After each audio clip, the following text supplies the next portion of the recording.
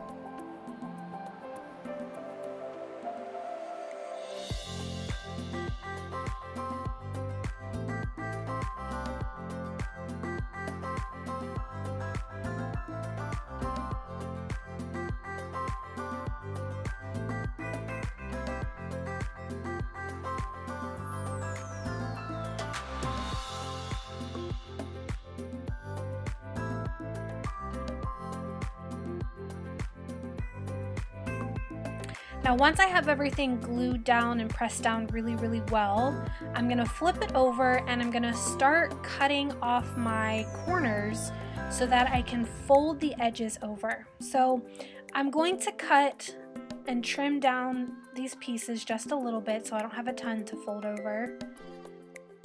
And then I'm going to cut at an angle for each corner, basically cutting off the square, and then I'm going to do the same for the middle here for the spine. Now, it's not, for the spine, that's not something you have to do, but because I have a couple of papers overlapping right here, it makes it really thick, and sometimes it makes it difficult to close. I'm cutting it down because I'm actually going to be laying another piece on top of this again. So what I don't want to happen is for it to get really bulky on the places where the book folds, the front and back cover where it folds from the spine. So that's why I've cut it down a little bit there. And I've basically just kind of, it's really hard to tell, but I've cut it in a slight V pattern so that there's actually going to be no overlap, or there shouldn't be any overlap whenever I fold my pieces over. So I'm actually going to cut those squares out of each corner. And I'm going to fold over my top and bottom pieces.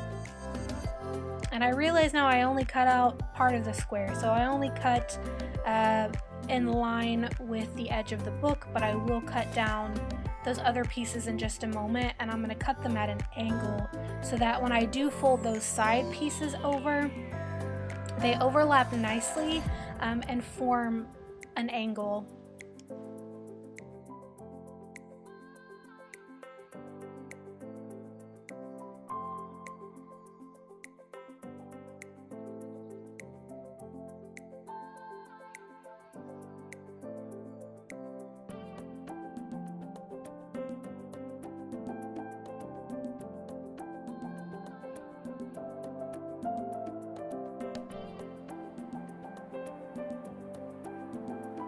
So once I've got my top and bottom pieces folded and glued down, I'm going to do the same for my side pieces, but first I'm going to cut off the edges at an angle, so when I fold those pieces down it creates a nice angle and there's not too much overlap on those corners, making it too bulky.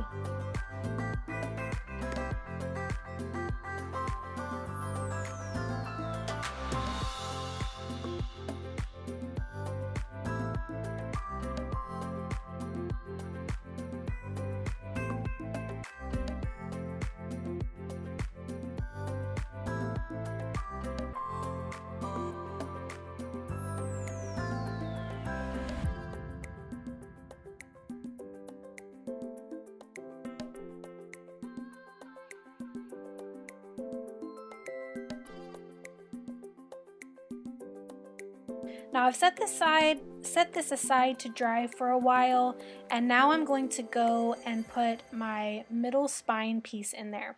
Before I do that though, I'm going to gather up a bunch of my snail mail to see how much will actually fit. And the reason I want to know that is because in a moment when I go to create my spine piece, I need to know how many pieces will fit or how wide it needs to be to accommodate all of that snail mail. I don't want to put too much in there and make it so that it's difficult to close.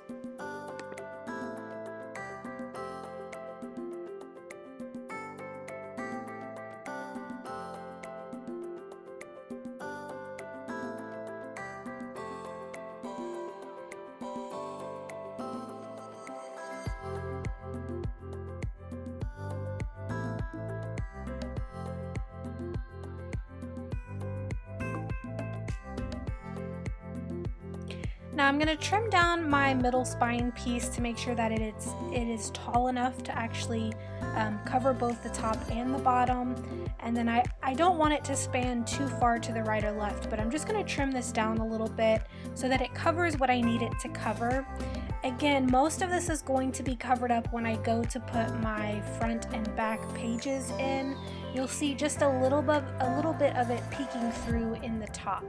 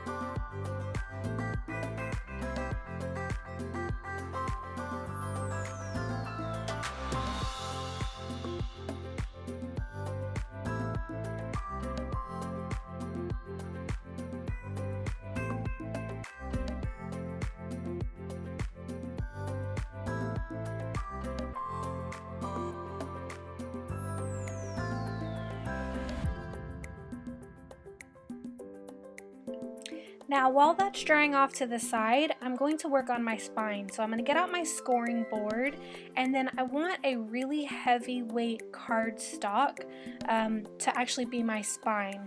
So I'm going to cut this piece down into a couple of strips. And the reason I'm going to need some strips is because it's just not long enough as it is to be my spine. I believe I cut it down to about 3 or 4 inches, and then I'm going to start scoring about every ½ inch. So I give myself about a 2-inch start, and then after that I just start scoring every ½ inch. We're gonna create like an accordion valley and mountain fold here, and then we're gonna use both of our pieces to actually overlap them, and that way I'm going to be able to glue a piece of my Happy Mail to every single side of the accordion, which you'll see here in a minute, and that will accommodate all my pieces of mail. So I'm scoring all the way down on this one, and then I'm going to actually chop this in half so that I have enough pieces or enough folds here to accommodate all of my mail.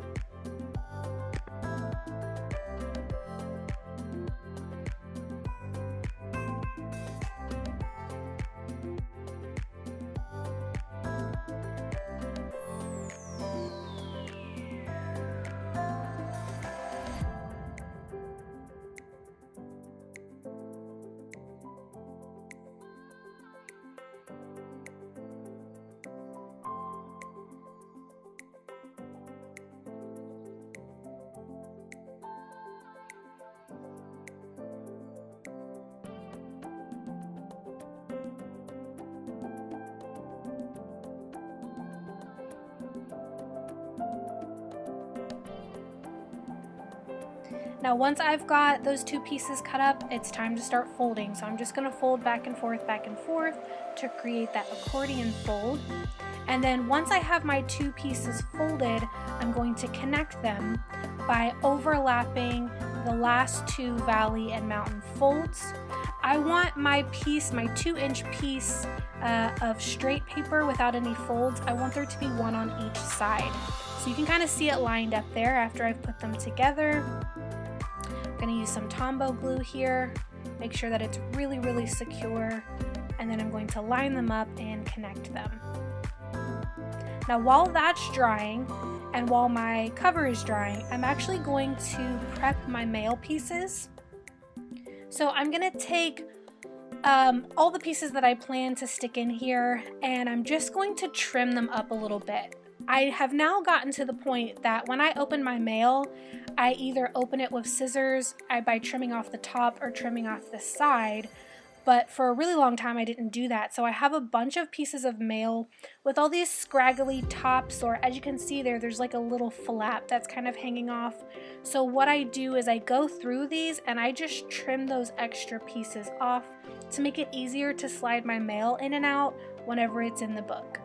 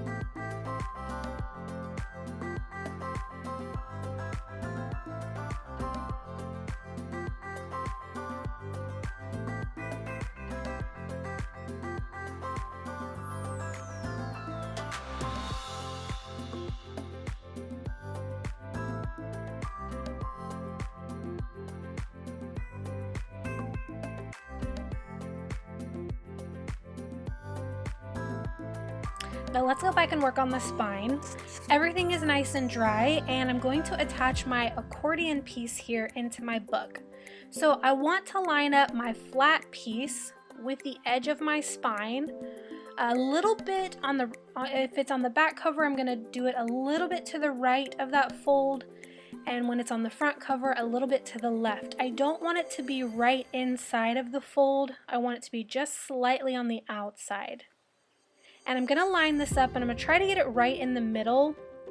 And you can tell here it's not in the middle, and that's totally fine with me. It doesn't have to be perfect, and you can see as well that there's a little piece of the spine poking through at the top and the bottom. Now you could make it so that your folds go all the way to the top and the bottom of your book. I didn't want it to be that way. I wanted it to be very much a book that was not bound perfectly, or not so much bound perfectly, but I wanted it to be able to, I don't know, be a little quirky. I didn't want it to be the same standard type of bound things that you normally see. I love doing things in this accordion style like this, and just pasting things to it. I really like it. And you can see before I actually start putting anything in there, it's kind of wonky and hangs out to the side. But once you start adding things, it all fits in really nicely, and the accordion contracts. So now I'm measuring to see what size I need my inside pages to be. Now I have this book here. This is a publisher's copy of this children's book, the Hansel and Gretel book. My sister actually got this for me at, I think it was the American Library Association conference 2 years ago.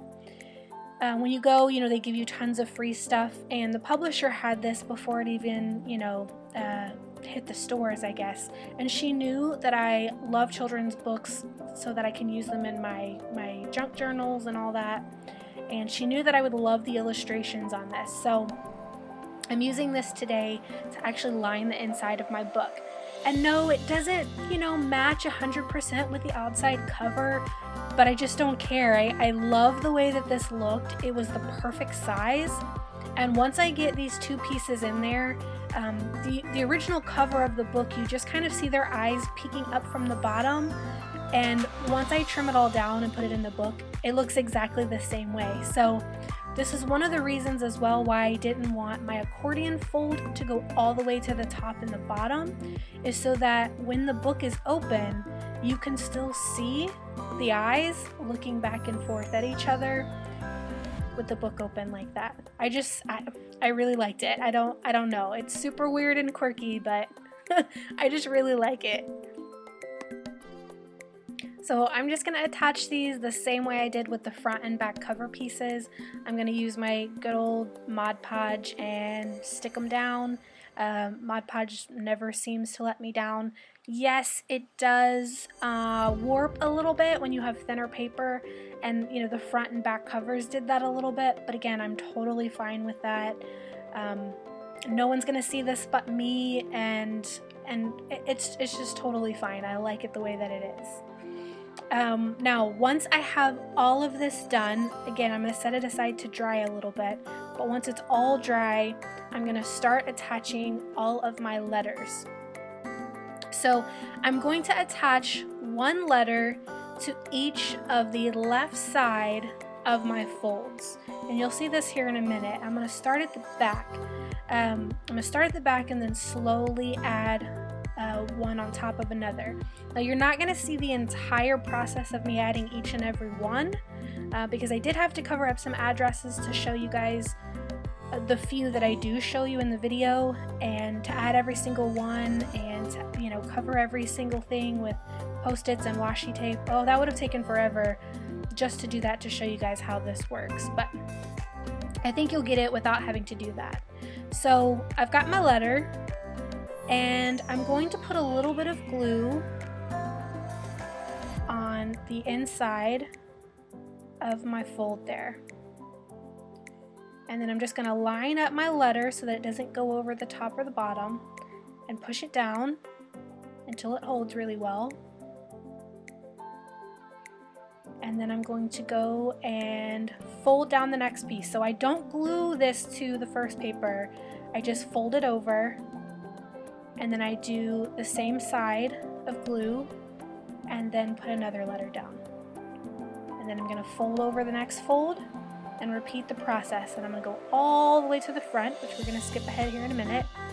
Now for these last few, it's a little bit difficult to do these because they're not going to lay flat. So I actually did have to bring up the cover, and I only did this because they were wet and they needed to actually hold. Now once they're dry, you can open the front cover, and yes, they're going to stand up. Those first couple of ones will stand up just a little bit, but that's totally fine.